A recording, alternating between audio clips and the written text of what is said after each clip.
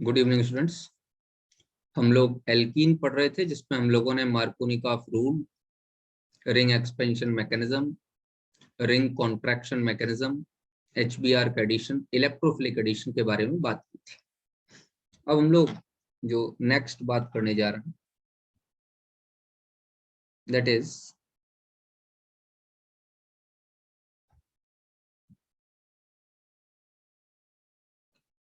Addition of HBR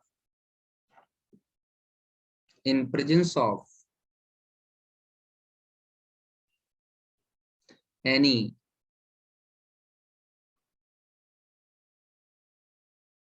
peroxide। Peroxide वो species होती हैं जिसमें ऑक्सीजन एटम के साथ सिंगल बॉन्ड से जुड़ा हो। तो अगर मैं प्रोपीन में HBr का एडिशन कराऊं इन प्रेजेंस ऑफ पेरोक्साइड, मान लो R2O2, तो हमारे पास बन जाएगा CH3 CH2 CH2Br major product.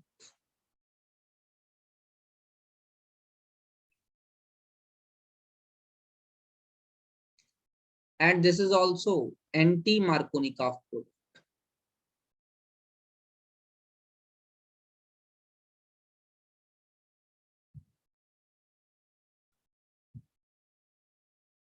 Anti-Markovnikov product.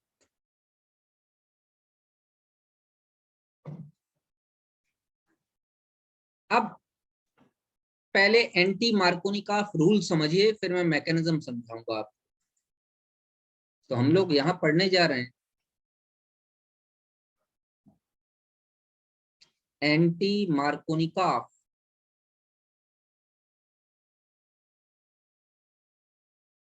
Rule, या इसी को हम कहते हैं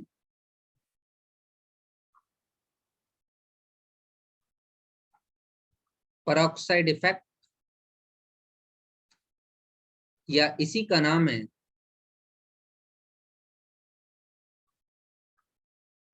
खराश effect.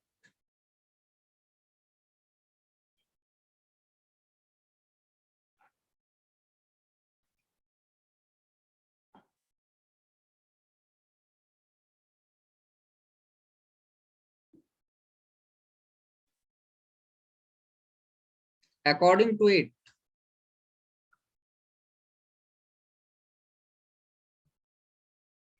in presence of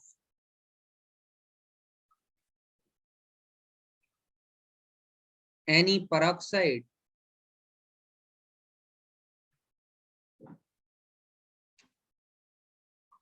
the addition of HBr to unsymmetrical alkene takes place in such a way that more negative part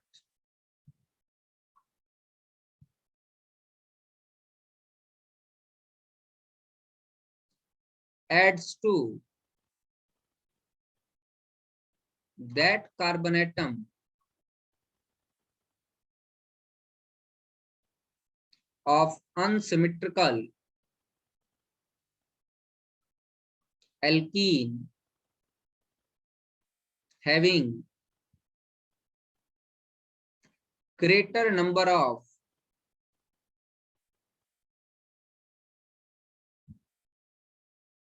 hydrogen atoms. उस carbon atom को मिलेगा जिसके पास ज्यादा नंबर में हाइड्रोजन एटम प्रेजेंट है। आप देख रहे हो ये अनसिमेट्रिकल एल्कीन है, इस कार्बन पर एक हाइड्रोजन है, इस कार्बन पर दो हाइड्रोजन है। HBr के साथ एडिशन हो रही है इन प्रेजेंस ऑफ R2O2, और मेजर प्रोडक्ट जो बन रहा है वो Br निगेटिव ये टर्मिनल कार्बन के पास जाके जुड़ रहा है, जिसके पास ज्यादा नंबर में हाइड्रोजन। इसी को पेरोक्साइड इफेक्ट कहते हैं, इसी को खराश इफेक्ट कहते हैं, और इसी को एंटी मार्कोनिकॉफ प्रोडक्ट कहते हैं। एंटी मार्कोनिकॉफ रूल के अकॉर्डिंग हो रही है, मार्कोनिकॉफ का जस्ट अपोजिट। लेकिन ऐसा हो क्यों रहा है? पेरोक्साइड आके ऐसा क्या कर रहा है जिससे कि HBr के साथ ये रिएक्शन हो रही है? अगर हम HCl डाल दें तो क्या होगा, या हम HI डाल दें पेरोक्साइड के साथ तो क्या होगा? तो चलो इसकी भी बात करते हैं। साइंटिस्ट कहता है कि this effect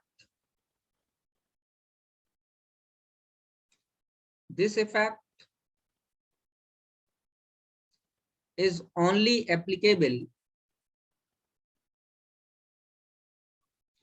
to HBr and not to HCl and HI, because the HCl bond strength is very high, while HI bond strength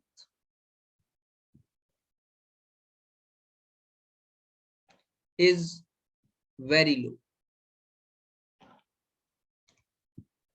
भाई HBr के साथ तो रिएक्शन हो जाती है, HCl और HI के साथ क्यों नहीं होती? HCl के साथ पेरोक्साइड की प्रेजेंस में रिएक्शन इसलिए नहीं हो सकती क्योंकि HCl का बॉन्ड स्ट्रेंथ बहुत ताकतवर है। इतना ताकतवर बॉन्ड स्ट्रेंथ होने के कारण पेरोक्साइड इसको ब्रेक डाउन नहीं कर पाता और यहाँ फ्री रेडिकल की फॉर्मेशन नहीं होती। HI का बॉन्ड स्ट्रेंथ तो बहुत वीक है, वहां हो जानी चाहिए। बहुत वीक होने के कारण ये तुरंत I2 में ऑक्सीडाइज हो जाता है। इसीलिए HI के साथ भी बॉन्ड वो पेरोक्साइड इफेक्ट काम नहीं करता।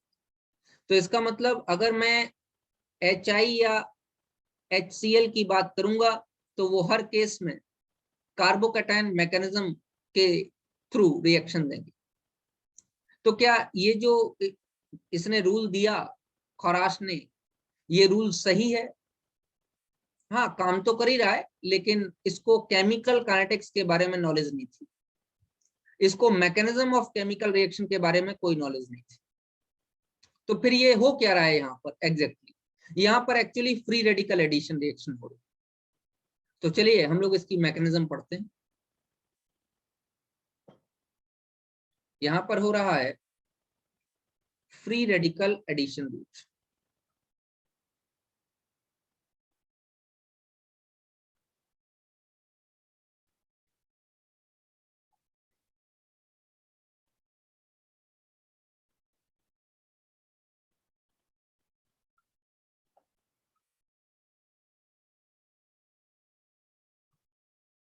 बात करते हैं।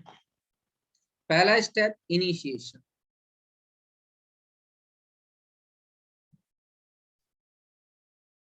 क्या होगा? ROOR either in presence of light और इन प्रेजेंस ऑफ हीट। ज्यादा हीट देनी पड़ेगी, लाइट देनी पड़ेगी, या कम हीट देना चाहते हो तो कुछ कैटलिस्ट यूज करो, जैसे टेट्रा इथाइल लाइट। क्या होगा? ये बॉन्ड टूट जाएगा और यहाँ 2 मोल RO फ्री रेडिकल है। अब ये जो RO फ्री रेडिकल होगा ये HBr के साथ दोबारा रिएक्ट करेगा और HBr के बीच का बॉन्ड होमोलिटिक बॉन्ड क्लीवेज से टूटेगा। H free radical RO free radical के साथ मिलकर ROH बना लेगा और साथ में Br फ्री रेडिकल निकाल देगा। यहां से जो स्टेप शुरू हुआ ये है प्रोपोगेशन।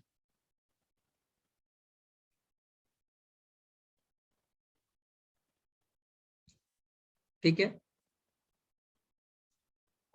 अब जो एल्कीन है, जो अनसिमेट्रिकल एल्कीन है, उसका pi bond homolytic bond cleavage show करेगा, और ये बॉन्ड ऐसे ऐसे बना दो, हाफ एरो से या डॉटेड लाइन से बात एक, तो एक सेकेंडरी कार्बन पे फ्री रेडिकल आ जाएगा और एक प्राइमरी कार्बन। ये जो Br फ्री रेडिकल है इसको अटैक करना है और एक फ्री रेडिकल इंटरमीडिएट की तरीके से बच जाएगा। तो कहाँ अटैक करे? ऑब्वियस है कि ये प्राइमरी पे अटैक करेगा, क्योंकि सेकेंडरी फ्री रेडिकल ज्यादा स्टेबल होता है, तो इंटरमीडिएट जो बनता है वो ज्यादा स्टेबल होना चाहिए, तो सेकेंडरी फ्री रेडिकल बच जाएगा। अब इस सेकेंडरी फ्री रेडिकल पर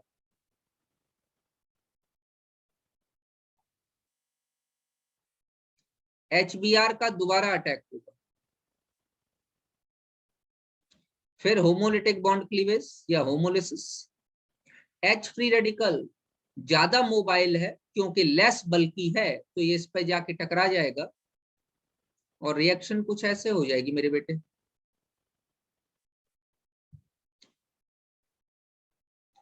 बेटे ध्यान दीजिए, मैंने 3 स्टेप आप लोगों को फ्री रेडिकल मैकेनिज्म के लिए बताए थे, चाहे वो सब्स्टिट्यूशन हो और चाहे एडिशन। 3 स्टेप होंगे, इनिशिएशन, प्रोपोगेशन, टर्मिनेशन। टर्मिनेशन एक ऐसा स्टेप होता है जिसमें बचे हुए फ्री रेडिकल आपस में रिएक्ट करके बाई प्रोडक्ट बनाते हैं, इसलिए टर्मिनेशन स्टेप का कोई बहुत ज्यादा सेंस नहीं रह जाता। इनिशिएशन स्टेप वो होता है जिसमें सिर्फ प्रोडक्ट की तरफ फ्री रेडिकल होते हैं। प्रोपोगेशन स्टेप वो होता है जिसमें रिएक्टेंट और प्रोडक्ट दोनों की तरफ फ्री रेडिकल होते हैं। तो क्या आपको रिएक्शन मैकेनिज्म समझ में आ रही है? तो anti Markovnikov addition is a free radical addition reaction. Anti Markovnikov जो एडिशन है वो एक फ्री रेडिकल एडिशन रिएक्शन है, और उसमें HBr के साथ ही हो सकता है, और HBr की में Br नेगेटिव उस कार्बन पर लगता है according to anti Markovnikov rule, उस पर लगता है जिसके पास ज्यादा नंबर में हाइड्रोजन एटम होते हैं। मैं आपको अभी भी समझा रहा था कि इनको मैकेनिज्म के बारे में कोई जानकारी नहीं थी। अगर इनको मैकेनिज्म के बारे में जानकारी होती तो आप खुद ही देखिए, यहाँ पर Br नेगेटिव बनी कहाँ रहा, यहाँ पे तो फ्री रेडिकल बन रहा।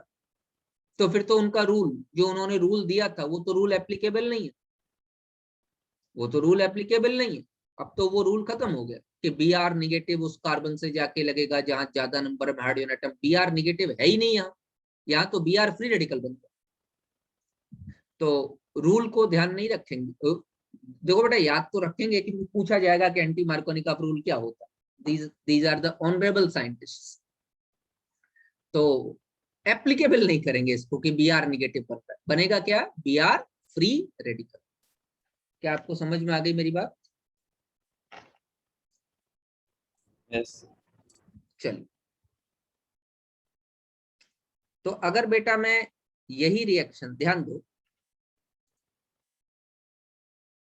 मैं एक रिएक्शन ऐसे कराऊं,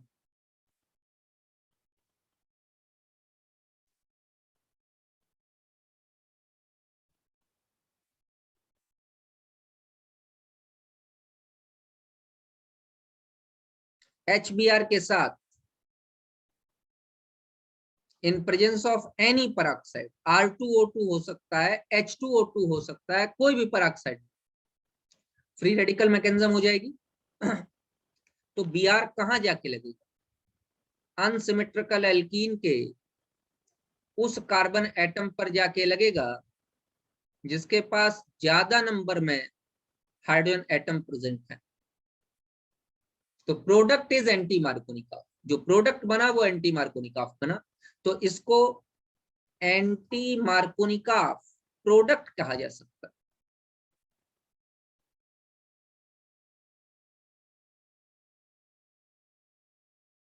ठीक है, रूल तो काम नहीं कर।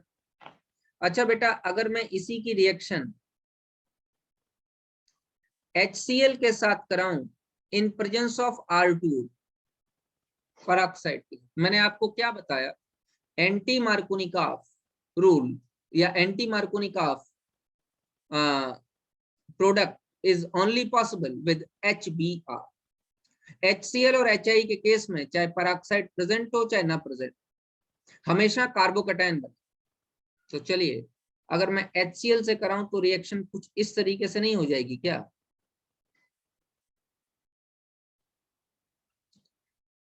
हाइड्राइड शिफ्ट होके कार्बोकैटायन यहां आ जाएगा। करा के दिखाऊं? वैसे तो अब इतना आपको करा लेना चाहिए, कार्बोकैटायन और CH3 और हाइड्राइड शिफ्ट हो जाएगी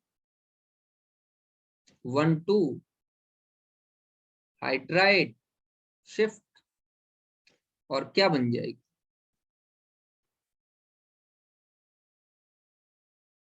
यहां पर पॉजिटिव चार्ज आ गया और ये CH2 CH3 बन गया, और अब Cl नेगेटिव अटैक करेगा और यहां पर आपको कौन सा प्रोडक्ट मिलेगा? बताओ इस प्रोडक्ट का क्या नाम? Rearranged product.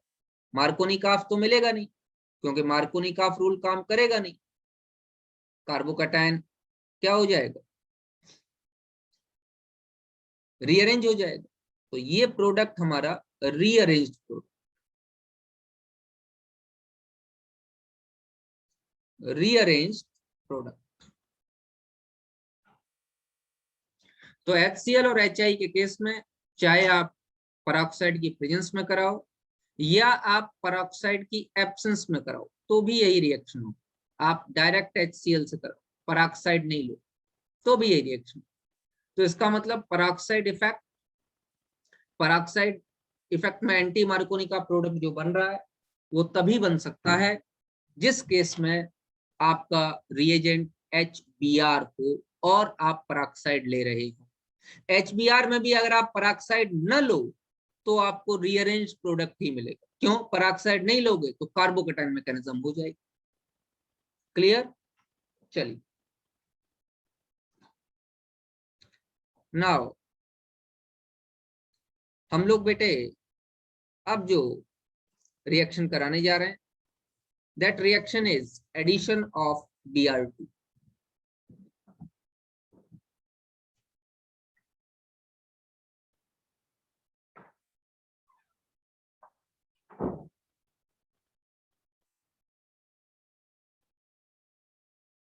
ध्यान से देखिएगा, इसमें स्टीरियोकेमिस्ट्री काम करेगी। मान लीजिए कि ये मॉलिक्यूल हमारा इथाइलिन,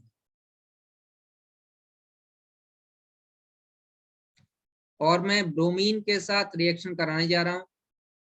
सॉल्वेंट ले रहा हूं CCl4। CCl4 कैसा सॉल्वेंट? पोलर या नॉन पोलर? CCl4 एक non polar solvent, dipole moment 0 आएगा इसका। Br2 का जब अटैक कराऊंगा तो इसका पाई इलेक्ट्रॉन क्लाउड इस Br को अट्रैक्ट करेगा, क्योंकि Br2 तो अपने आप टूटेगा नहीं, Br2 भी नॉन पोलर है। तो Br2 में से Br पॉजिटिव और Br नेगेटिव निकल जाए, ऐसा तो पॉसिबल होगा नहीं। तो Br2 मॉलिक्यूल इस पाई इलेक्ट्रॉन क्लाउड की तरफ अट्रैक्ट होगा, और अट्रैक्ट होने की वजह से कुछ इस तरीके का स्ट्रक्चर डेवलप हो जाए। Br पर positive, cyclic bromonium ion, cyclic bromonium ion. बेटा क्या यहां कार्बन पे पॉजिटिव है? यस या नो? क्या यहां कार्बोकैटायन बन रहा है? देवांश? Yes. कहां बन रहा है कार्बोकैटायन? यस कैसे कह रहे हो? कहां कार्बोकैटायन बन रहा है बताओ? क्या कार्बन पे पॉजिटिव आ रहा है क्या? पॉजिटिव चार्ज किस पे डेवलप हो रहा है? कार्बन पे या ब्रोमीन पे? ब्रोमीन पर। तो कार्बन पे तो पॉजिटिव चार्ज आ नहीं रहा, इसलिए इसको हम कहते हैं non cyclic, sorry non classical, cyclic non classical carbocation.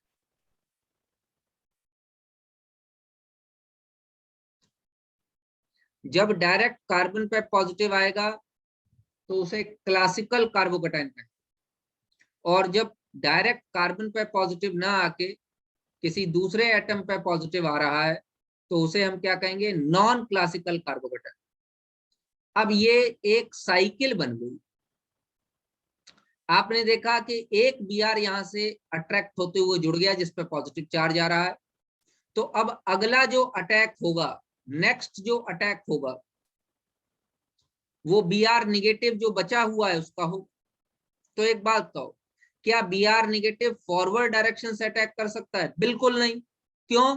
क्योंकि फॉरवर्ड डायरेक्शन पर कोई साइड खाली है ही नहीं। इस एक अकेले Br ने दोनों कार्बन को घेर रखा है, लेकिन Br की वैलेंसी तो 1 होती है। अब दोनों कार्बन घेर रखा है तो वैलेंसी 1 होती है, इसीलिए तो उस पर पॉजिटिव चार्ज आ रखा है।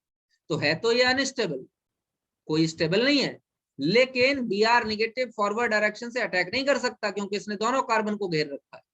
तो अब एक ही तरीका है कि Br निगेटिव बैक साइड से जाके अटैक करे, back side attack, back side attack. यही एक तरीका है कि Br negative back side attack करे, और इसको कहते हैं एंटी एडिशन। एंटी एडिशन किस तरीके का एडिशन हो रहा है? एंटी। क्या बन जाएगा? बन तो वही जाएगा, एक CH2 पे इधर Br आ जाएगा, एक बैक साइड से आ जाएगा। ये ओपन चेन स्ट्रक्चर है, इसलिए कैसा भी बना दो, और कोई भी कार्बन स्टीरियोकेमिकली एक्टिव नहीं है, इसलिए तुम्हें कोई परेशानी भी नहीं। लेकिन अगर बेटा मैं कोई कार्बन स्टीरियोकेमिकली एक्टिव करा लूं तो क्या होगा, जरा देखिए। एग्जाम्पल नंबर 1,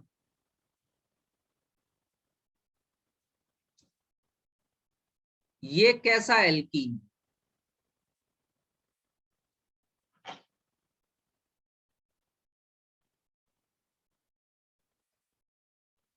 यहां मैं C2H5 ले लेता हूं। ये एल्कीन कैसा एल्कीन? क्या ये सिस एल्कीन नहीं है क्या? Yes. अब इसकी स्टीरियोकेमिस्ट्री देखो बेटा। अगर मैं इसमें ब्रोमीन का एडिशन कराऊं तो क्या होगा? अच्छा बेटा, पहला ब्रोमीन तो फॉरवर्ड डायरेक्शन से लग जाएगा, दूसरा ब्रोमीन बैक साइड अटैक करेगा। इसको समझने के लिए हम करते क्या है कि बेटा एक बार तो इस कार्बन पर जहां स्पेस वेकेंट है, क्योंकि 2D ज्योमेट्री है हमारे पास, भाई रिएक्शन 3D में हो रही है लेकिन हमारा plane of the paper 2D है। तो ट्रिकी गेम ये है कि इस एंटी एडिशन को समझाने के लिए पहले ब्रोमीन को तो वहां लगा देंगे जहां जगह है, और दूसरे कार्बन को रोटेट कर देंगे। तो रोटेट करोगे तो ये H इस साइड आ जाएगा, तो दूसरा कार्बन रोटेट कर देंगे, H इस साइड आ जाएगा और बची हुई साइड Br लगेगा। हर जगह दूसरे कार्बन को रोटेट करेंगे, जहां कहीं एंटी एडिशन होगा, एंटी एडिशन होगा वहां पे क्या काम करेंगे, दूसरे कार्बन को रोटेट। ठीक है, तो ऐसा भी तो हो सकता है कि नीचे वाले कार्बन मतलब C2H5 Br वाले कार्बन पे Br लगा रहे और ऊपर वाला रोटेट हो जाए। हाँ ऐसा भी हो सकता। इसका मतलब इसी का एक मिरर इमेज भी तो हमको मिल सकता है। बोलो बेटे, इसी का एक मिरर इमेज भी मिल सकता है हमको। कैसे? Yes. देखो जरा ध्यान से। ऊपर वाले को। बस ये C2H5 लगा हुआ था, इसकी साइड तो Br लग जाए और ऊपर वाले को रोटेट कर, तो यहां पर क्या आ जाएगा? बोलो बेटा, सॉरी यहाँ H आएगा, इधर H है। इधर ऊपर वाले को रोटेट कर, तो यहाँ H, H आ जाएगा और यहाँ क्या आ जाएगा? Br आ जाएगा और यहाँ CH3। अब देखो, क्या ये दोनों एक दूसरे के परफेक्ट मिरर इमेज हैं? जी हाँ, परफेक्ट मिरर इमेज है, non super imposable mirror image. इस तरीके के फॉर्म को मैंने स्टीरियोकेमिस्ट्री में क्या बताया था, अगर 2 कार्बन से लगा हुआ जो सेम ग्रुप है वो अपोजिट डायरेक्शन में है तो ये फॉर्म कौन सी कहलाएगी, 3O एनेंशियोमर, याद है?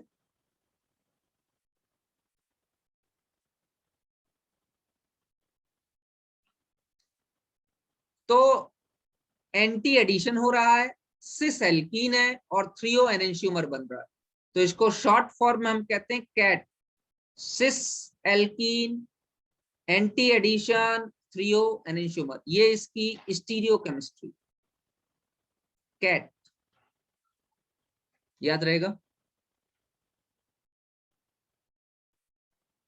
अब जरा ध्यान से देखिए, अगर मैं यहां पर जो है ट्रांस एल्कीन ले लूं तब फिर क्या बनेगा, ऐसा ले लूं तो एल्कीन ट्रांस हो या सिस, अगर ब्रोमीन के साथ इन प्रेजेंस ऑफ CCl4, ध्यान रखना CCl4 लेना, नॉन पोलर सॉल्वेंट है, रिएक्शन करा रहे, तो पहला जो Br लगेगा वो कहां लगेगा बेटा, किसी भी एक कार्बन पर सामने की तरफ, और दूसरे कार्बन को हम क्या काम कर देंगे बेटे, रोटेट कर देंगे, ये CH3 और ये C2H5। अच्छा यहां इन्होंने CH3 ले लिया, देखो अगर मैं यहाँ CH3 ले लूं तो ये तो मीजो फॉर्म बन जाएगा, दिखाई दे रहा है आप, ये तो मीजो फॉर्म बन जाएगा, और ये वैसे भी इरिथ्रोफॉर्म, इरिथ्रोफॉर्म, और ये एल्कीन कैसी थी, ट्रांस, एडिशन कैसा हो रहा था, एंटी एडिशन। अब यहाँ तो मीजो फॉर्म बन गया, लेकिन अगर मैं इस CH3 को हटा के यहाँ C2H5 या कोई दूसरा ग्रुप लगा दूं तो हमारे पास यहाँ पर भी एनेंशियोमर्स बन जाएंगे जिसको इरिथ्रो एनेंशियोमर्स कहें।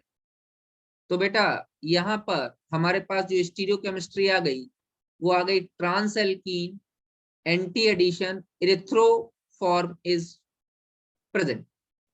तो CAT कैट TAET, ये 2 स्टीरियोकेमिस्ट्री याद रखेंगे आप लोग, ठीक है। अच्छा बेटे, अगर मान लीजिए कि मैं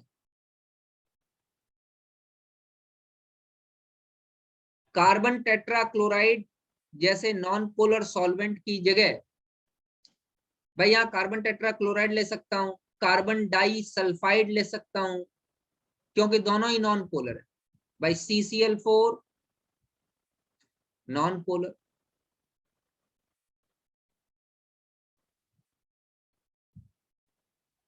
कार्बन डाई सल्फाइड ये ले लूं, ये भी नॉन पोलर, नॉन पोलर ले सकता हूं मैं,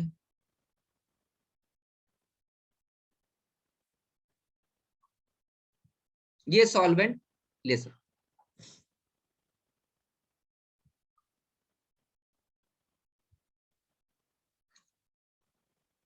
अब मान लीजिए कि मैं इथाइलिन का एडिशन ब्रोमीन के साथ करा रहा हूं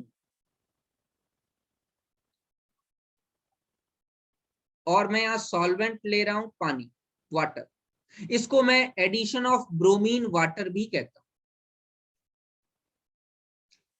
लिख देता हूं, इसको हम लोग क्या कहते हैं, addition of bromine water.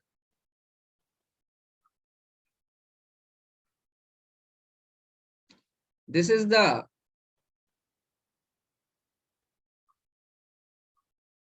test of unsaturation, because bromine water decolorizes। बेटा ब्रोमीन वाटर ब्राउन कलर का होता है, और ब्राउन कलर का ब्रोमीन वाटर जब अनसैचुरेटेड कंपाउंड के साथ रिएक्ट करता है तो डबल बॉन्ड तोड़ के उनको सैचुरेटेड कंपाउंड में कन्वर्ट करता है, और अपना ब्राउन रंग गायब कर देता है, डीकलराइजेशन हो जाता है। तो this is the test for unsaturation. किसी भी कंपाउंड में अगर अनसैचुरेशन का हमको टेस्ट करना है, carbon carbon double bond, carbon carbon triple bond, तो मैं ब्रोमीन वाटर का यूज करूंगा। अब हुआ क्या, जरा ध्यान से देखिए। बात यह है कि अकल लगानी पड़ेगी थोड़ी सी। हमारे पास प्रोडक्ट ये बने, एक तो ये बन गया, दोनों कार्बन पे Br, एक फॉरवर्ड डायरेक्शन से एक बैकवर्ड डायरेक्शन से, लेकिन एक प्रोडक्ट ये भी बन गया और ये ज्यादा क्वांटिटी में बना। ये मेजर प्रोडक्ट, ये ध्यान रखना। इसीलिए कभी कभी इस रिएक्शन को ऐसे भी कहा जाता है, डायरेक्ट ये बना देते हैं, मेजर ही दिखाया जाता है, और यहां लिख देते हैं एडिशन ऑफ HOBr, जो कि गलत है। HOBr डायरेक्ट ऐड नहीं हो सकता।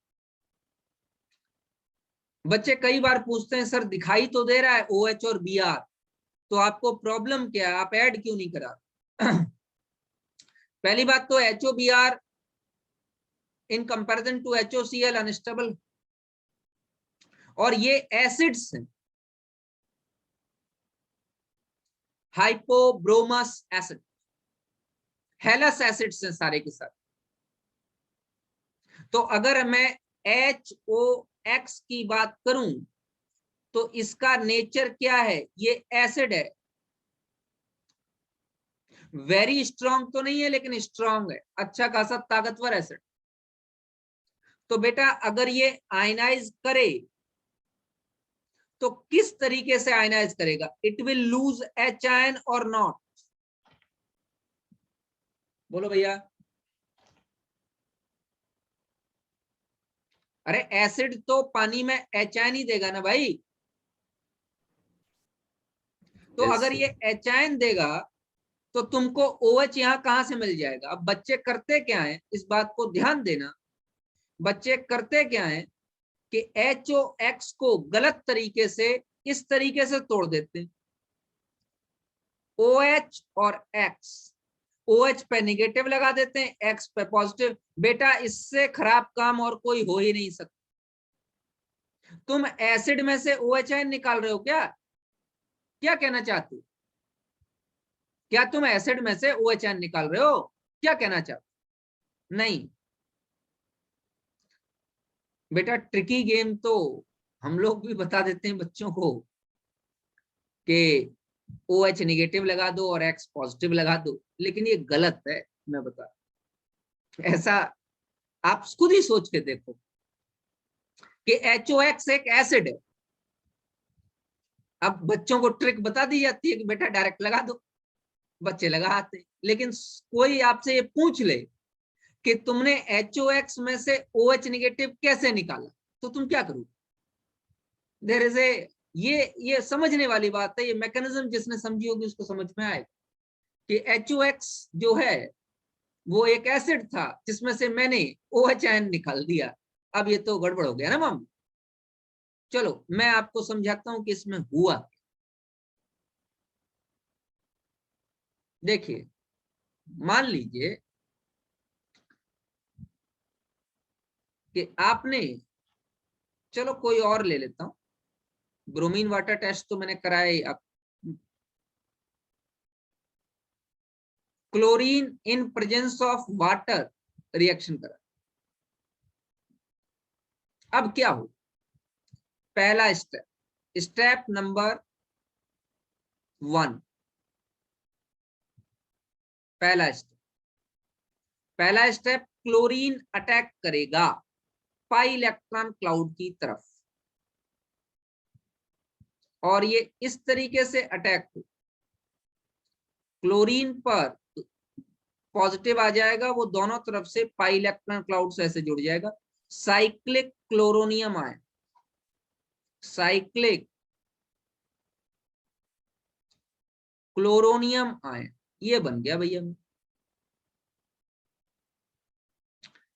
अब केस क्या है कि अब इस पर न्यूक्लियोफाइल का अटैक होगा। तो न्यूक्लियोफाइल, एक तो आपके पास वाटर प्रेजेंट है और एक न्यूक्लियोफाइल आपके पास Cl negative present. Water better है तो जल्दी से बैक साइड अटैक करने, और आपके पास जो प्रोडक्ट बनेगा वो ये बनेगा मेजर प्रोडक्ट, इधर OH और इधर Cl। क्या ये नहीं बनेगा? बनेगा, लेकिन काफी कम क्वांटिटी में बनेगा। दोनों बन सकते हैं, मना नहीं कर रहा, दोनों बनेगा, लेकिन ये ज्यादा क्वांटिटी में बनेगा, ये मेजर होगा, मेजर अमाउंट में बनेगा। चलो भैया, यहां लिख देता हूं मेजर प्रोडक्ट।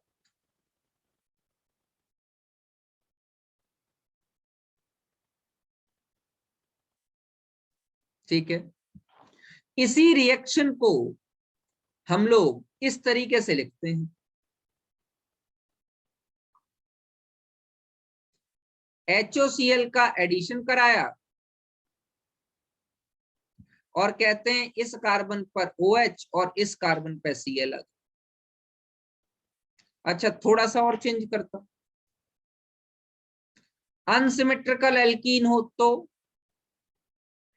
तो बच्चों को बता दिया जाता है कि जुगाड़ लगाओ और OH निगेटिव को बीच वाले कार्बन पे, कम हाइड्रोजन वाले पे रख दो और Cl पॉजिटिव को ज्यादा वाले पे रख दो।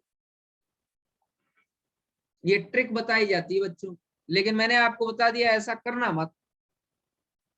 हाँ, ट्रिकी वे में अगर आपको प्रोडक्ट जल्दी जल्दी निकालना है तो निकाल लो, मुझे कोई प्रॉब्लम नहीं है, प्रोडक्ट आपका सही आ जाएगा। लेकिन अगर कोई मैकेनिज्म पूछने लगा तो आप वहां फेल हो जाओगे, क्योंकि HOCl में से OH निगेटिव निकल ही नहीं सकता।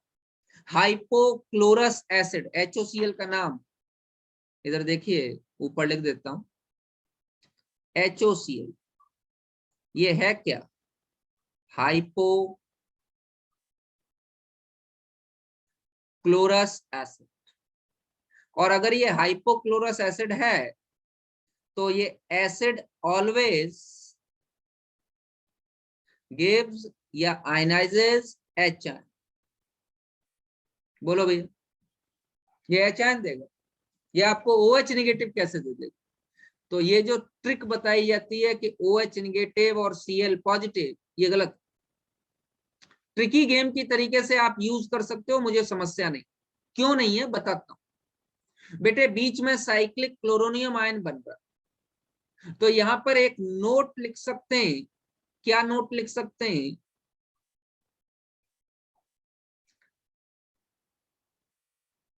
In case of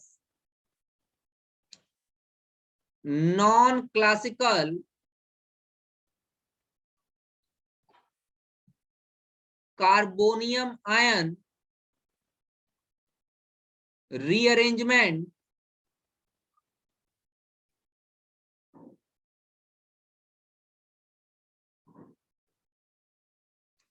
is not possible। मतलब कोई रीअरेंजमेंट नहीं होगा। देखो बेटा, ये जो ट्रिक बताई जा रही है ये गलत है कि आप OH पे निगेटिव लगा दो और Cl पे पॉजिटिव। लेकिन समस्या ये है कि जेई मेंस में 2016-17 के आसपास एक क्वेश्चन पूछा है और उसने इस ट्रिक के बेस पे क्वेश्चन पूछ लिया है कि कौन पहले जाके जुड़ेगा। पहली बात तो ये है कि ये बात ही गलत है कि HOCl OH निगेटिव और Cl पॉजिटिव की तरीके से टकराएगा, ये बात ही गलत। मैंने इतनी देर से मैं आपको यही समझा रहा हूं कि HOCl एसिड है और H आयन देगा। तो जेई मेन ने एक सवाल पूछा है, जरा सवाल देखो, ये इसी क्वेश्चन को करते हैं कि प्रोपीन में पहले कौन जुड़ेगा और बाद में कौन जुड़ेगा? Cl पॉजिटिव पहले जुड़ेगा या OH निगेटिव, तो Cl पॉजिटिव पहले जुड़ेगा, ये बिल्कुल सच। लेकिन क्या OH निगेटिव जुड़ेगा? नहीं, बाद में वाटर अटैक।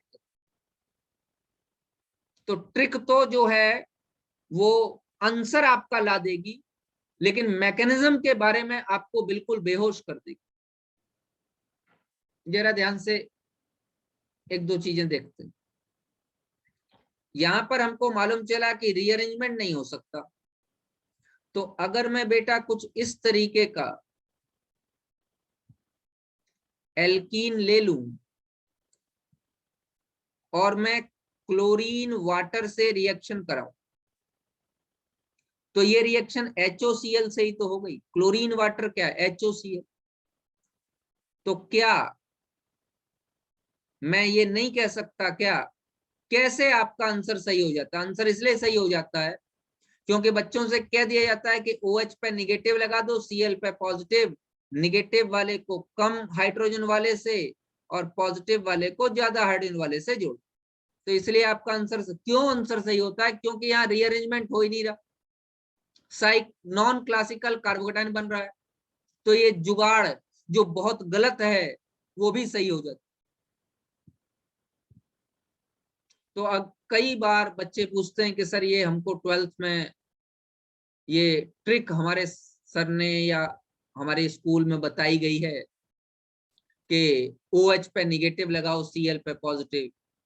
इसको देख के बड़ी हंसी आती है कि HOCl को बच्चों को इस तरीके से तोड़ दिया गया, तो बच्चा आगे जाके क्या एसिड और बेस में डिफरेंस क्या करेगा? HOCl इज ए एसिड, उसमें से OH आयन कैसे निकल सकता है? ये सोचने वाली बात है। चलिए, तो ये ध्यान रखिएगा कि ये इस तरीके का क्वेश्चन एक बार जेई मेन में भी पूछ लिया गया है। क्वेश्चन ही गलत है, क्योंकि इसमें कोई कार्बोकेटाइन की फॉर्मेशन तो हो ही नहीं रही, क्योंकि अगर कार्बोकेटाइन बनेगा तो रीअरेंज होगा। कार्बोकेटाइन मतलब क्लासिकल कार्बोकेटाइन बन ही नहीं रहा। लेकिन जेई मेन ने एक बार पूछा है 16-17 में, तो उसने इंटरमीडिएट में एक कार्बोकेटाइन यहाँ बना रखा है, बीच वाले कार्बन पे पॉजिटिव, वो बिल्कुल गलत है। द क्वेश्चन इज रॉन्ग, ध्यान रखिए। तो ये HOCl का जो एडिशन पढ़ाते हैं वो एग्जैक्टली क्लोरीन वाटर का एडिशन होता है डायरेक्ट। चलिए भाई, next.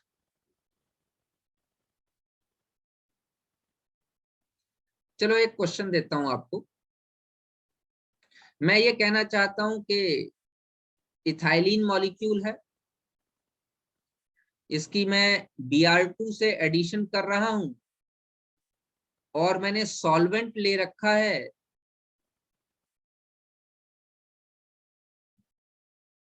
NaCl aqueous solution. NaCl का एक्वस सॉल्यूशन मैंने सॉल्वेंट ले रखा है। मेरा क्वेश्चन है हाउ मेनी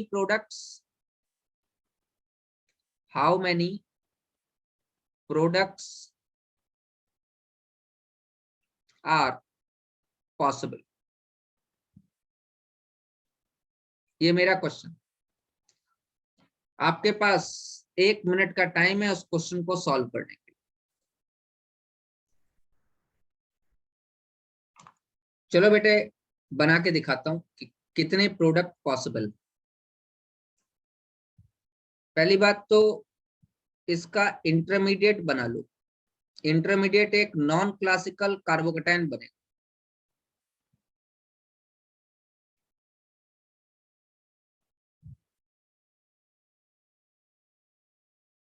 एग्री? अब जरा ध्यान देना, आपके सॉल्यूशन में क्या है? सॉल्यूशन में आपने एक्वस NaCl का सॉल्यूशन बना रखा है, तो आपके पास यहां पर वाटर भी है और क्लोराइड आयन भी है, और ब्रोमाइड आयन तो है ही, पहले से। भाई एक Br लगा तो एक Br निगेटिव बचा हुआ, तो पहला केस तो ये होगा कि एक न्यूक्लियोफाइल जो Br निगेटिव है वो जाके टकरा जाए। तो पहला केस तो ये है कि ये बन सकता। दूसरा केस क्या है, water will act as a nucleophile, water पे लोन पेयर है तो वो जाके टकरा जाए, तो CH2Br सिंगल बॉन्ड CH2OH बन जाए। बोलो बेटा। तीसरा केस क्या हो सकता है, क्लोराइड आयन, क्योंकि पानी में NaCl प्रेजेंट है तो क्लोराइड आयन जाके टकरा जाए, तो तीसरा केस ये भी बन सकता है।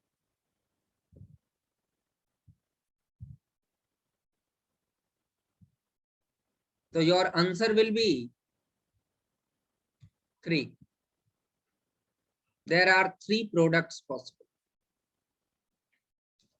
Agreed? Got it? बहुत धीमे धीमे बोलता है। Yes sir. एक नहीं आया तो एक नहीं आया, कौन सा वाला? OH से नहीं किया, क्लोरीन वाला है? OH वाला। अच्छा, OH वाला क्यों नहीं बनाया? OH वाला तो मैंने ऊपर बनवाया है आपको। भाई वाटर है ना, तो वाटर तो अटैक करेगा ही करेगा। अब समझ में आ गया या नहीं? Yes sir. चलिए next. Now we are heading towards the most important addition known as addition of water to alkenes.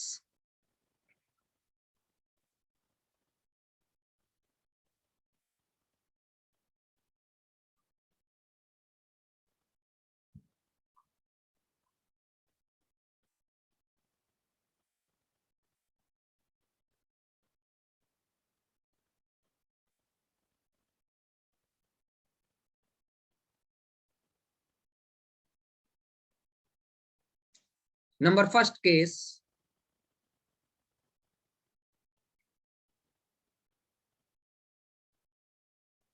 in presence of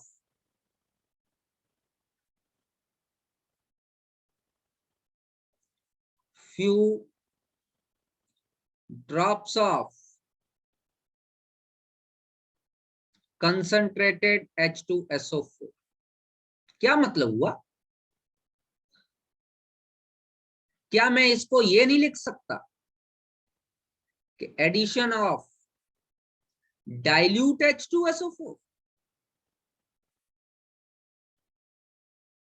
अब आप कहोगे सर ऊपर तो आप कह रहे हो कंसंट्रेटेड H2SO4, नीचे आप कह रहे हो एडिशन ऑफ डाइल्यूट H2SO4, ये दोनों बातें अलग अलग कैसे? अरे भाई ऊपर देखो, एडिशन में पानी का ही करा रहा हूं, लेकिन उसमें 2 ड्रॉप कंसंट्रेटेड H2SO4 मिला दी, तो वो पानी का जो पूरा सॉल्यूशन बन गया वो एग्जैक्टली तो एसिडिक हो गया। यस और नो? एक बीकर लो, उसमें पानी डालो और उसमें 2 ड्रॉप कंसंट्रेटेड H2SO4 डालो, पूरा का पूरा बीकर का जो सॉल्यूशन है वो डाइल्यूट H2SO4 हो गया है, नहीं हो गया? समझ में आ रहा है? अब जरा आगे की बात, तो ये दोनों में से कोई भी केस कह दे, कोई भी बात कह दे, बात एक।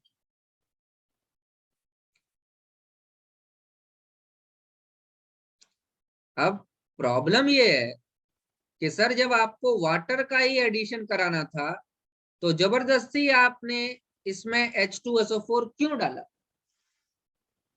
Water is a very very weak electrolyte. वैसे तो इलेक्ट्रोलाइट कहना ही पाप है, वाटर को इलेक्ट्रोलाइट नहीं होता। वाटर का सेल्फ आयनाइजेशन कांस्टेंट 10⁻⁻14 होता है। इसका मतलब वाटर सेल्फ आयनाइज नहीं कर सकता।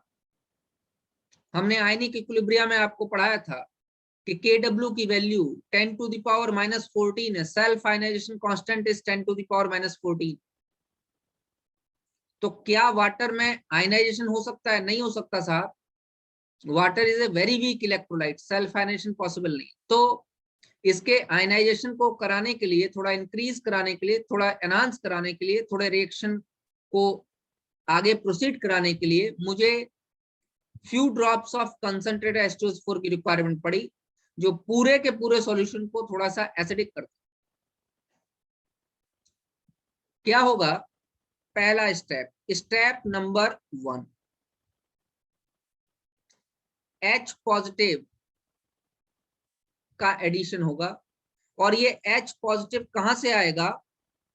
From acid. Acid H positive देगा। कौन सा acid? H2SO4।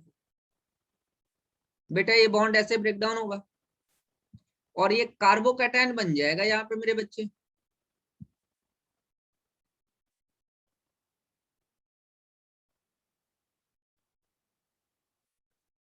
Any problem?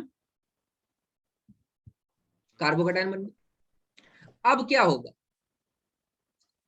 Water तो आयनाइज होना नहीं, तो वाटर न्यूक्लियोफाइल की तरीके से अपने ऑक्सीजन का लोन पेयर इसको डोनेट करे, न्यूक्लियोफिलिक अटैक। तो क्या बन जाएगा? CH3 CH CH3 और यहां पर O के साथ 2 H आ गए। ऑक्सीजन ने लोन पेयर डोनेट किया, इसलिए इस पर पॉजिटिव चार्ज।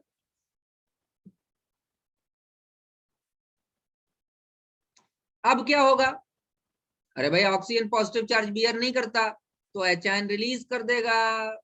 इसी ऑक्सीजन पे पॉजिटिव, इसी पे निगेटिव, चार्ज खत्म। क्या माइनस हो जाएगा? H ion. ये कहा जाएगा? सॉल्यूशन में H2SO4 बनाएगा, वो दोबारा H आयन दे देगा। तो जिस एसिड से H आयन लिया था उसको वापस किया। This is the mechanism. क्या बनेगा?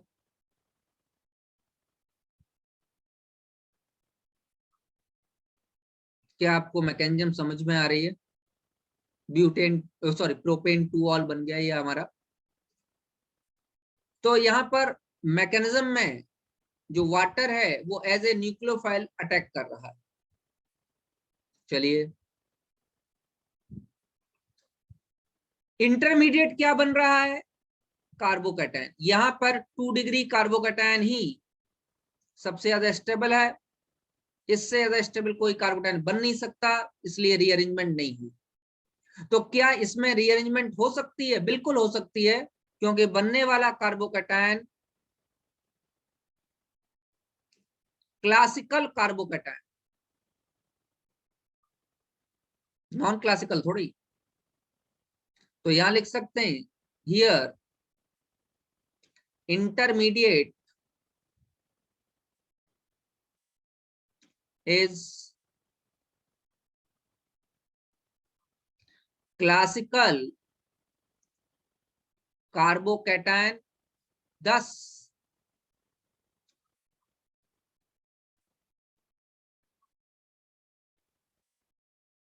rearrangement is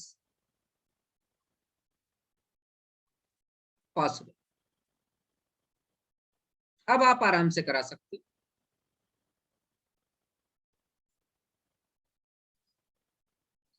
मान लीजिए आपके पास ये है,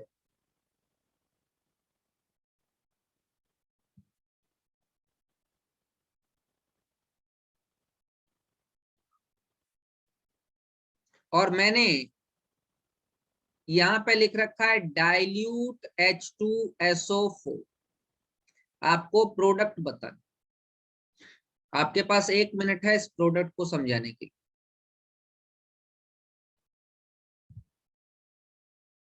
चलिए हम प्रोडक्ट बनाते हैं इसका। इसका प्रोडक्ट क्या बनेगा देखिए।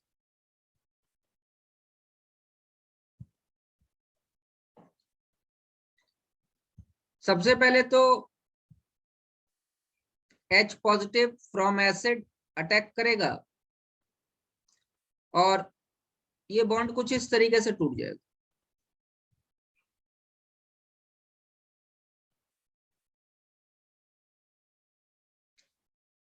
इस कार्बन के नेगेटिव से तो H पॉजिटिव जुड़ जाएगा और इस कार्बन पर कार्बोकेटायन बन जाएगा और उसके बगल वाले कार्बन पे 2 मिथाइल ग्रुप लगे हुए।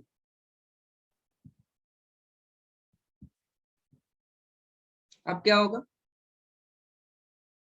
आपके पास सेकेंडरी कार्बोकेटायन है,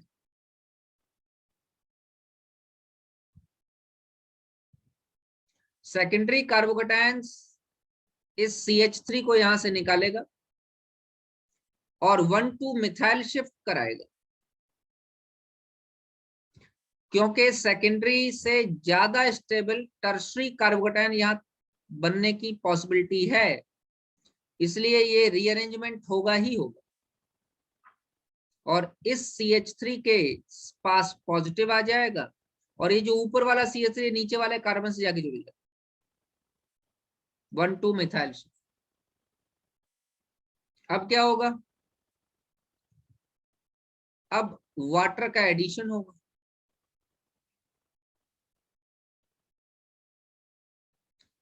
तो ये तो CH3 है ही, इसके साथ ये CH3 और यहां पर OH2 पॉजिटिव, HN यहां से निकल गया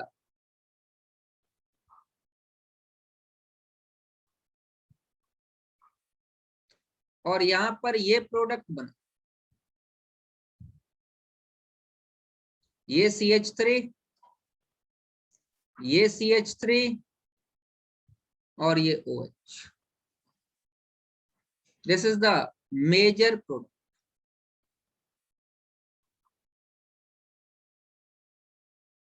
as well as rearranged product, rearrangement flow. चलिए,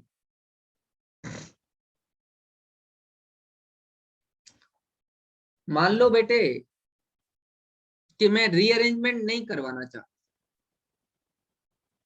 मैं किसी रिएक्शन में रीअरेंजमेंट रोकना चाहता, तो मैं क्या करूं? वाटर का एडिशन क्या किसी और तरीके से कराया जा सकता है जिससे कि रीअरेंजमेंट रुक जाए, रीअरेंजमेंट हिंडर्ड हो जाए, रीअरेंजमेंट ना हो? हाँ, हो सकता है, and that is known as indirect addition of water. Indirect addition में जो पहली रिएक्शन है आपकी, उसका नाम है हाइड्रोबोरेशन,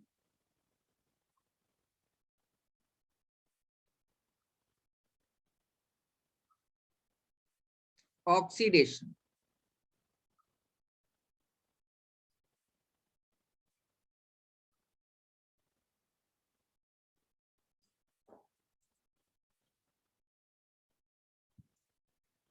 ये काफी इंपॉर्टेंट रिएक्शन,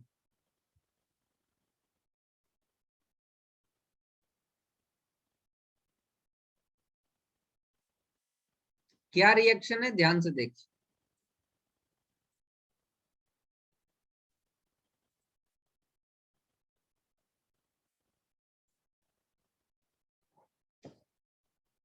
कोई एल्कीन ले लीजिए,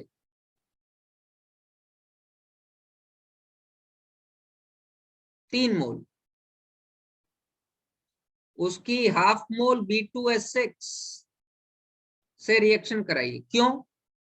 क्योंकि BH3 अनस्टेबल होता है, बनता नहीं, वो डाइमर के फॉर्म में एग्जिस्ट करता है, तो BH3 नहीं लिख सकते, इसलिए मैंने लिख दिया हाफ मोल B2S6 से रिएक्शन कराइए in presence of a solvent known as THF, tetra hydrofuran. ध्यान देना बेटा, मैं यहाँ एक बना के दिखा रहा हूं, इसका स्ट्रक्चर बच्चे बहुत कंफ्यूज होते हैं इसमें कि सर ये है क्या। देखो, ये डबल बॉन्ड अगर लगा दूं तो इसको कहते हैं फ्यूरेन, ठीक है। अब इन दोनों डबल बॉन्ड को हटा दूं तो 4 हाइड्रोजन लगाऊंगा या नहीं लगाऊंगा? बिल्कुल, तो दोनों डबल बॉन्ड हटा दो, फ्यूरेन में हाइड्रोजन लगा के दोनों डबल बॉन्ड यहां से हटाइए, क्या बन जाएगा? टेट्रा हाइड्रोफ्यूरेन, ये सॉल्वेंट। चलिए, क्या यहां क्या बनेगा आपके पास? CH3 CH2 का होल थ्राइस बी, टेट्रा एल्काइल बोरेन, ये तो प्रोपेन था, सॉरी ट्राई एल्काइल बोरेन, तो ये इसका नाम हो जाएगा ट्राई प्रोपाइल बोरेन। अब ट्राई एल्काइल बोरेन का H2O2 in presence of any base, basic medium में H2O2 के साथ ट्रीट करेंगे तो यहां ऑक्सीडेशन हो जाएगा। इसको ट्रिकी वे में शो कर सकते हैं हम। कैसे? यहां से इसको तोड़ दीजिए, 3 OH इधर लगा दीजिए और 3 OH इधर लगा दीजिए, H2O2 है ना। ये ट्रिक है, ध्यान दीजिएगा, ये कोई मैकेनिज्म नहीं, ये ट्रिक। मैकेनिज्म अभी पढ़ाऊंगा। तो ये लग गया, तो भैया क्या बन गया बताओ? ये बन गया CH3 CH2 CH2OH plus boron के साथ 3 OH H3BO3, बोरिक एसिड कहते हैं बेटा इसे।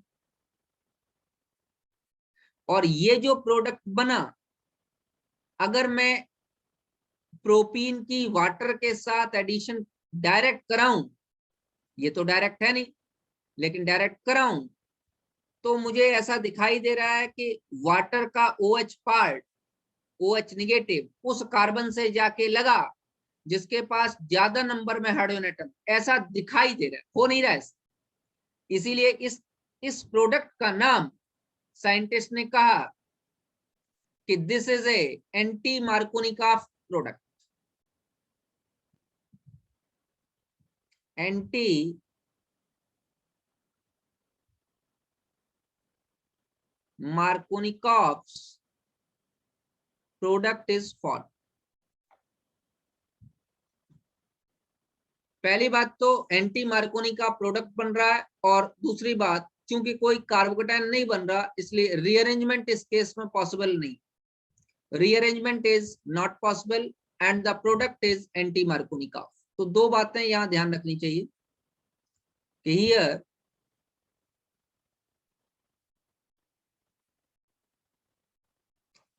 रीअरेंजमेंट इज नॉट पॉसिबल, और दूसरी वी गेट एंटी मार्कोनिकॉफ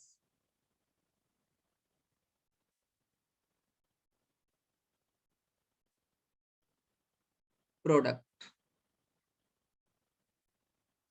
एक तो रीअरेंजमेंट पॉसिबल नहीं है, और दूसरा जो प्रोडक्ट हमको मिला वो वास्तविकता में एंटी मार्कोनिकॉफ प्रोडक्ट है। चलिए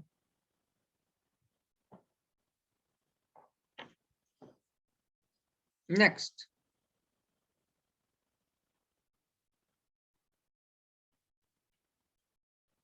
जरा इसकी मैकेनिज्म के बारे में बात करते हैं।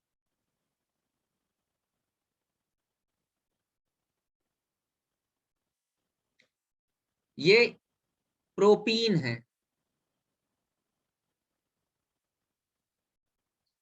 इसका हाफ मोल B2H6 मतलब BH3 के साथ टेट्राहाइड्रोफ्यूरिन की उपस्थिति में, टेट्राहाइड्रोफ्यूरिन इज ए सॉल्वेंट, और हमने रिएक्शन कराया, व्हाट वी विल गेट,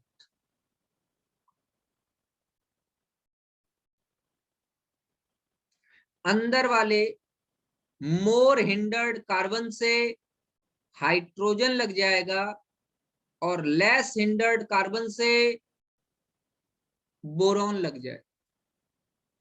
इसी तरीके से बाद बाकी जो दो हाइड्रोजन एटम है वो दो प्रोपीन मॉलिक्यूल के साथ जुड़े हुए।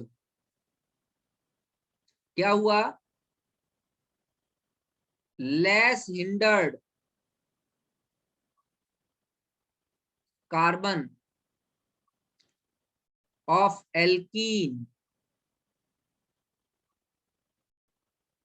will get attached to boron.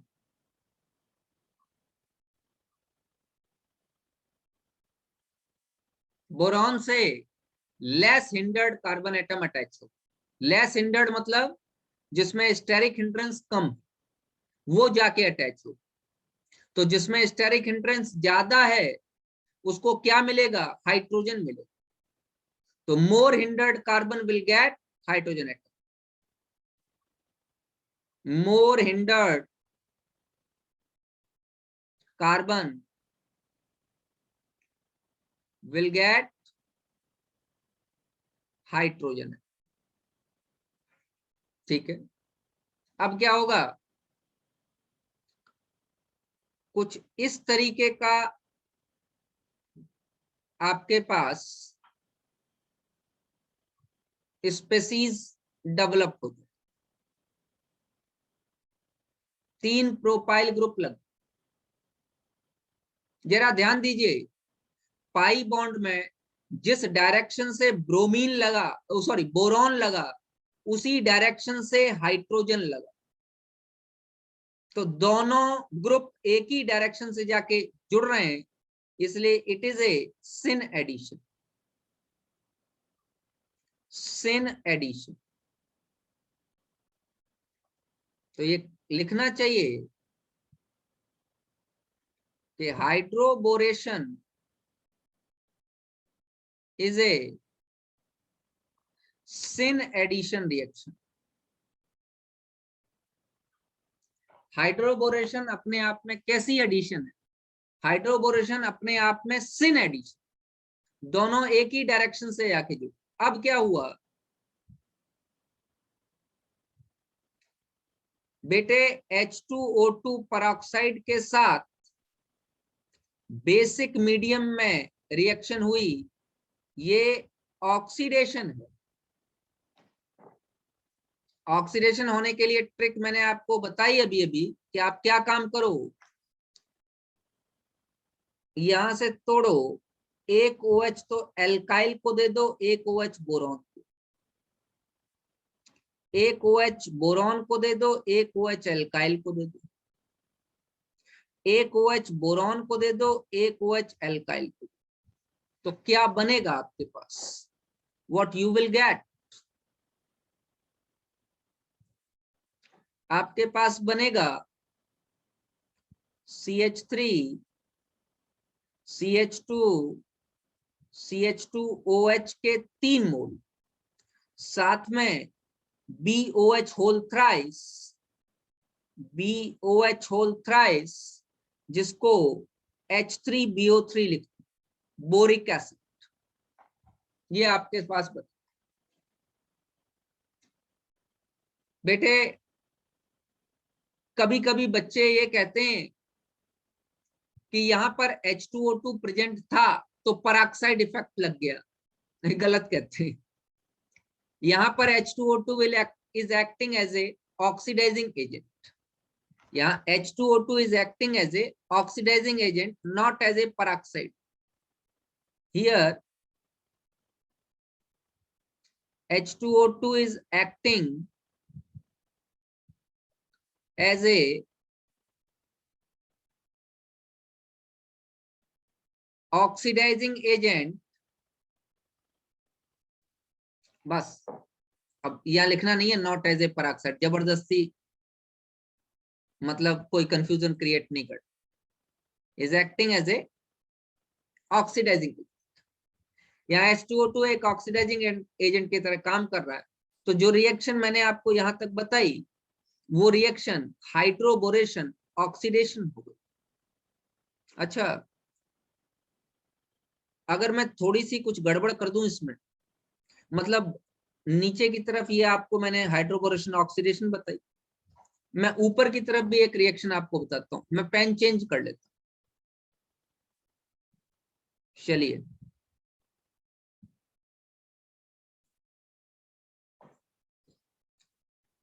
Try alkyl borane बना था यहाँ, ट्राई प्रोपाइल बोरेन जो ये बना था, अगर मैं इस ट्राई एल्काइल बोरेन की किसी एसिड के साथ रिएक्शन करा, एसिडिक मीडियम, मैं मान लेता हूं कि मैं HCOOH फॉर्मिक एसिड के साथ इसकी रिएक्शन करा दे। भाई ये मीडियम क्या था, परऑक्साइड के साथ बेसिक मीडियम, तो ये ऑक्सीडेशन होगी। लेकिन अगर मैं यहाँ एसिडिक मीडियम किसी एसिड के साथ इसकी रिएक्शन करा, तो बेटा H पॉजिटिव मिल जाएगा इसको और यहाँ रिडक्शन हो जाए। उस केस में मुझे 3 मोल प्रोपेन मिल जाएंगे। ये इंपॉर्टेंट पार्ट है इस रिएक्शन का, ध्यान देना। यहां मुझे 3 मोल प्रोपेन मिल जाए। तो जो मैं मैकेनिज्म में आपको बताई वो हाइड्रोबोरेशन रिएक्शन। अगर मैं बेसिक मीडियम की तरफ जाता हूं तो I will get the oxidised product, और अगर मैं एसिडिक मीडियम की तरफ जाता हूं तो I will get the reduced product. तो इस केस में अगर मैं एसिडिक मीडियम के साथ रिएक्शन करा रहा हूं तो मुझे एल्केन्स मिल, और अगर मैं बेसिक मीडियम के साथ रिएक्शन करा रहा हूं H2O2 की प्रेजेंस में तो मुझे यहां पर एल्कोहल्स मिल।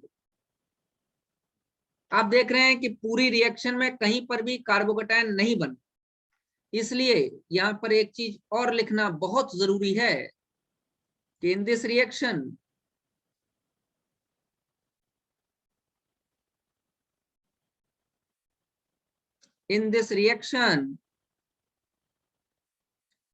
rearrangement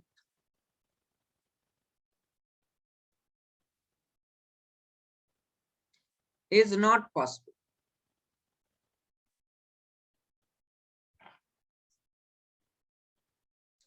अब जरा एक एग्जाम्पल ले लेते हैं। मान लो बच्चों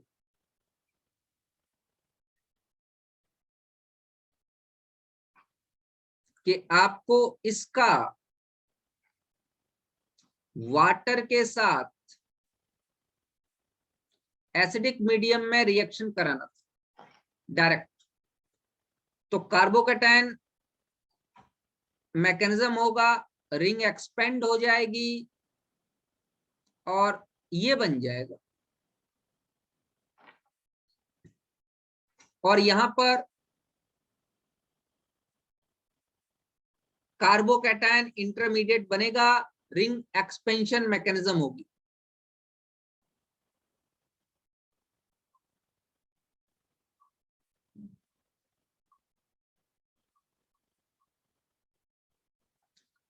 लेकिन अगर मुझे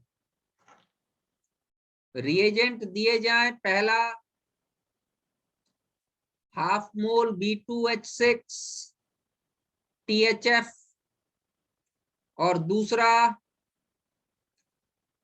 H2O2 OH, तो बेटा कार्बोकैटायन बनता ही नहीं है, रीअरेंजमेंट होता ही नहीं है, और जो प्रोडक्ट बनता है वो एंटी मार्कोनिकॉफ बनता, तो OH बाहर वाले कार्बन से लग जाए। अच्छा बेटा, थोड़ा सा इसमें और एडिशन करूं कि मैं हाफ मोल B2D6 ड्यूटीरियम ले लूं THF के साथ, और फिर मैं इसकी रिएक्शन कराऊं H2O2 in presence of OH, तो B2D6 से अब क्या मिलेगा, हाइड्रोजन नहीं मिलेगा, ड्यूटीरियम मिलेगा। किस कार्बन को, अंदर वाले कार्बन, अंदर वाला कौन सा, मोर स्टेरिकली हिंडर्ड को अब ड्यूटीरियम मिल जाएगा, और लेस हिंडर्ड को बोरॉन, हाइड्रोलिसिस वो सॉरी ऑक्सीडेशन होने के बाद बोरॉन हट के वहां OH आ जाएगा।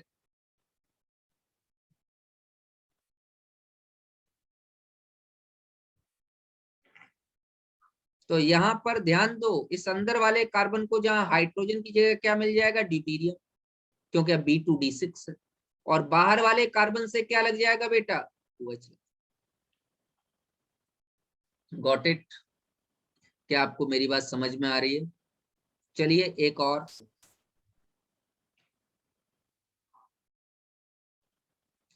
अगर मैं हाफ मोल B2H6 THF और यहां पे मैं H2O2 की जगह D2O2 और OD कर दूं, तो अंदर वाले कार्बन को तो हाइड्रोजन मिलता है B2H6 से,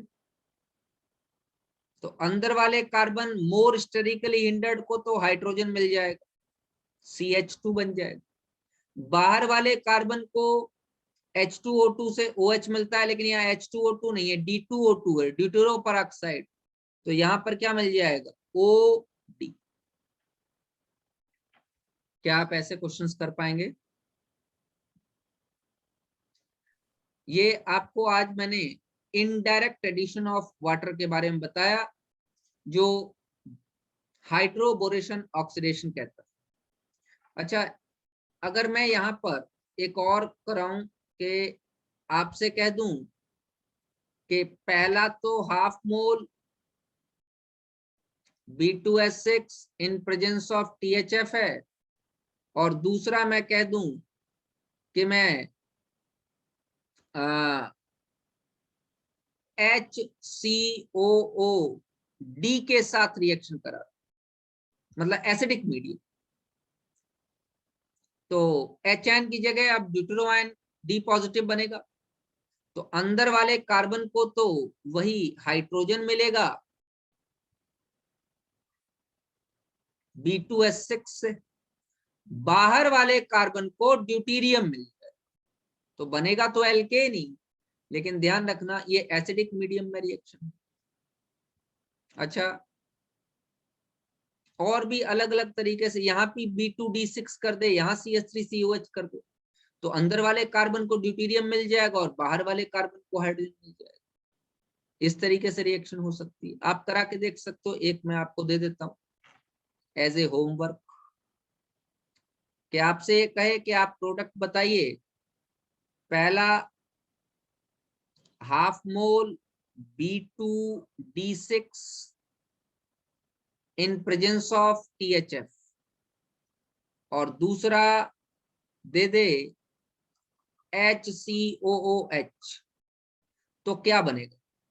तो अब B2D6 दे रहा है, तो अंदर वाले कार्बन को तो ड्यूटीरियम मिल जाएगा और बाहर वाले कार्बन को एसिडिक हाइड्रोजन मिल जाएगा, तो यहाँ पे भी एल्केन बनेगा, मतलब एसिडिक मीडियम में एल्केन बनेगा, बेसिक मीडियम में H2O2 के साथ एल्कोहल्स बनेंगे।